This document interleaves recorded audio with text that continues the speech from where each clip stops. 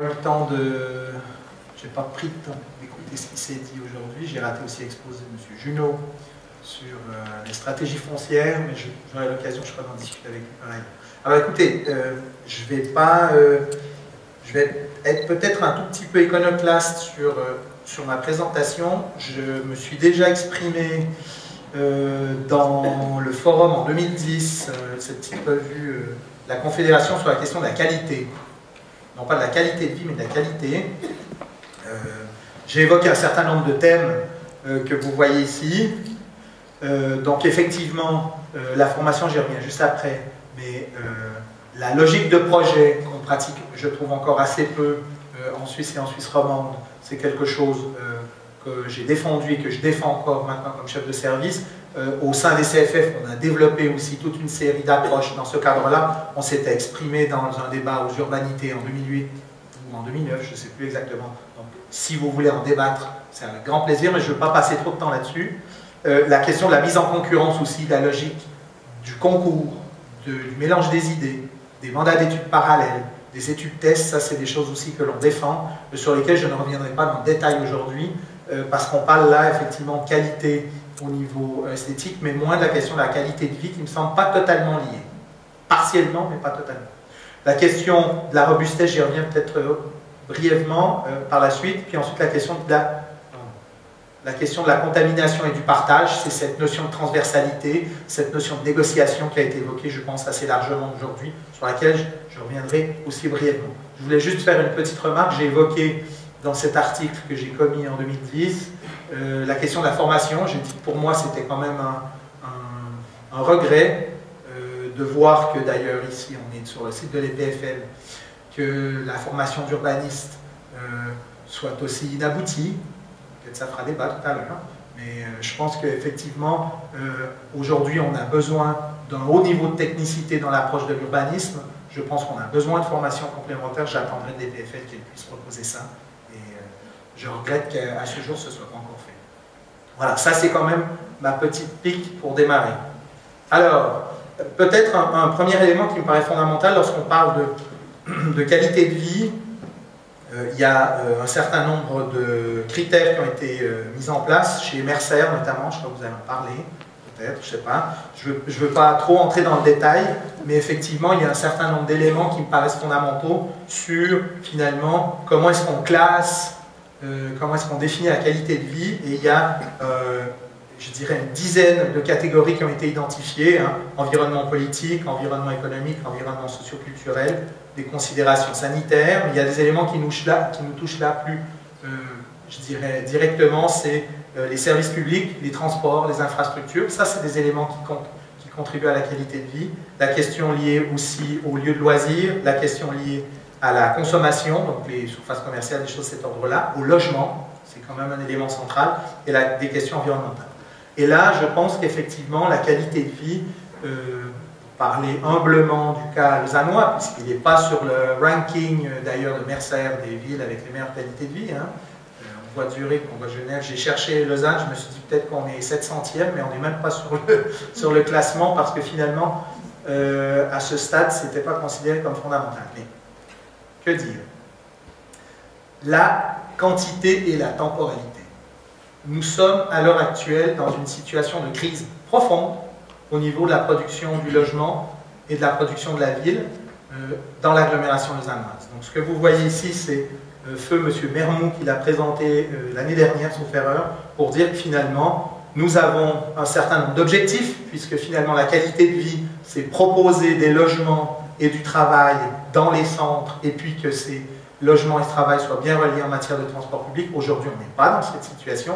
On est dans une situation où depuis de nombreuses années, on est systématiquement, pour parler de l'agglomération lausannoise qui se trouve ici, on est systématiquement en dessous des objectifs qui devraient être les nôtres, c'est de produire cette quantité de logements, 1500 à 2000 logements par année, pour atteindre les objectifs qui sont ceux du développement de cette agglomération. Sans quoi, qu'est-ce qui se passe? Eh bien, ma foi, les gens, ils n'ont pas le choix, ils vont habiter ailleurs.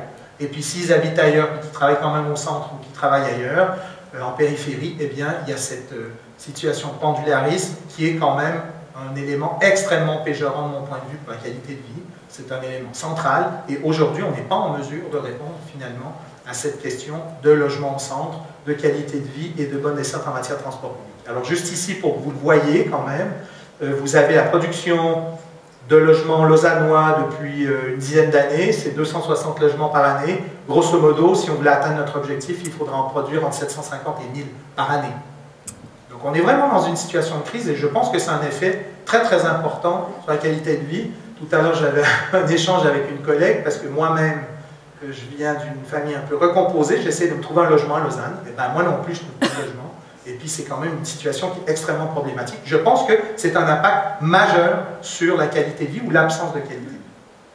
Alors, à Lausanne, on n'est pas extraordinaire, mais on essaye de faire un certain nombre de choses. Donc je suis entré en fonction il y a environ 1000 jours, 3 ans.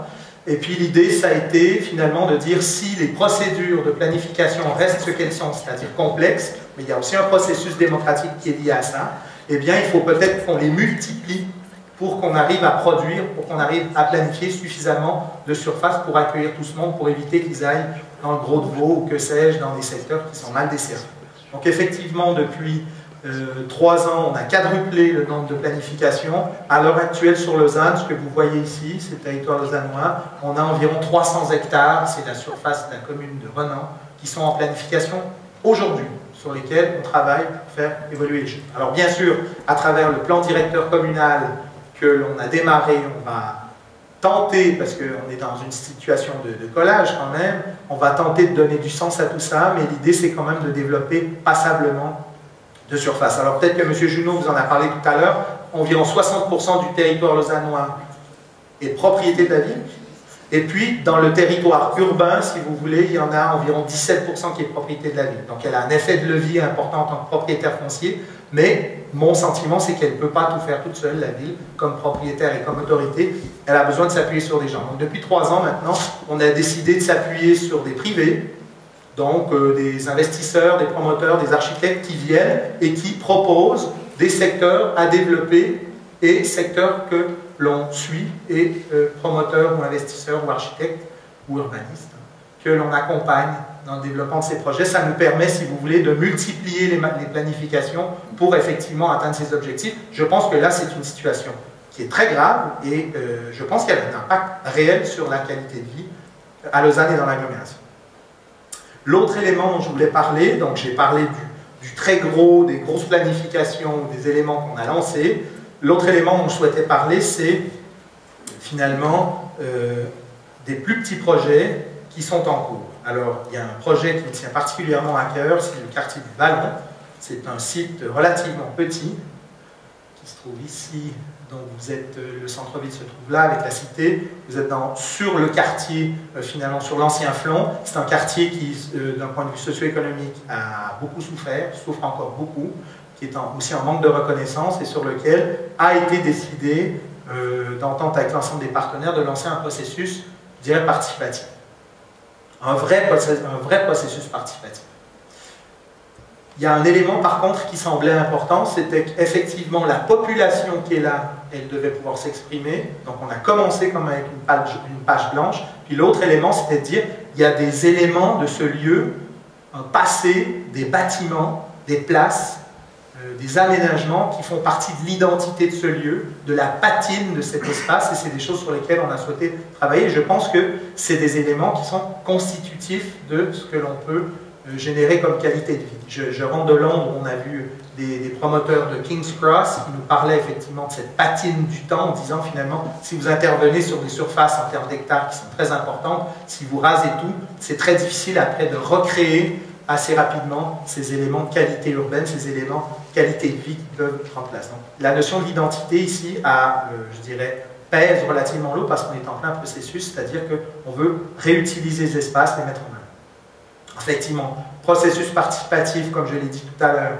avec une démarche qui est partie de la population, à partir d'une page blanche. Il y a des gens dans l'assistance d'ailleurs qui ont participé à ça, donc s'il y a des questions de détail, ils pourront aussi compléter. Ça paraissait important effectivement que la population puisse s'exprimer pour savoir c'est quoi pour eux la qualité de vie dans leur quartier. Qu'est-ce qui leur paraît central, qu'est-ce qui leur paraît fondamental. Alors effectivement ça s'est traduit par on va dire une fiche schématique ou un plan schématique où on a retenu un certain nombre d'objectifs